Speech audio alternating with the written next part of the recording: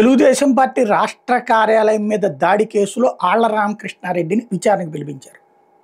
తను పూర్తిగా నిర్మోహమాటంగా అడ్డంగానే చెప్పుకొచ్చారు.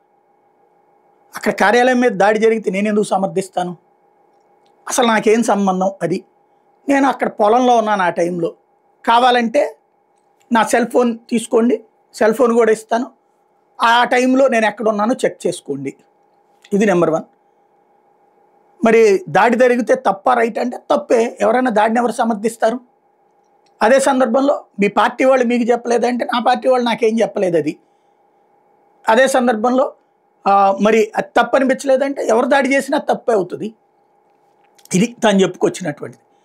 దాన్ని ఇప్పుడు ఎలాగా అంటే తన్ని నిందితుడిగా చేర్చేటప్పుడు అతనే అన్నదానికి ఆధారాలు ఏంటి అన్నటువంటిది అతని చేతనే చెప్పిద్దామన్నటువంటి ప్రయత్నం విఫలమైంది.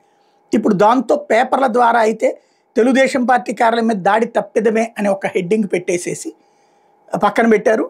ఇప్పుడు రేపు పొద్దున దీంట్లో ఏదైతే ఎవరన్నా చెప్పారు అని చెప్పే పాయింట్ బేసిస్ మీద అయితే చెల్లుబాటు కాదు, ముందస్తు బెయిల్ రావడానికి అవకాశం ఉంటుంది.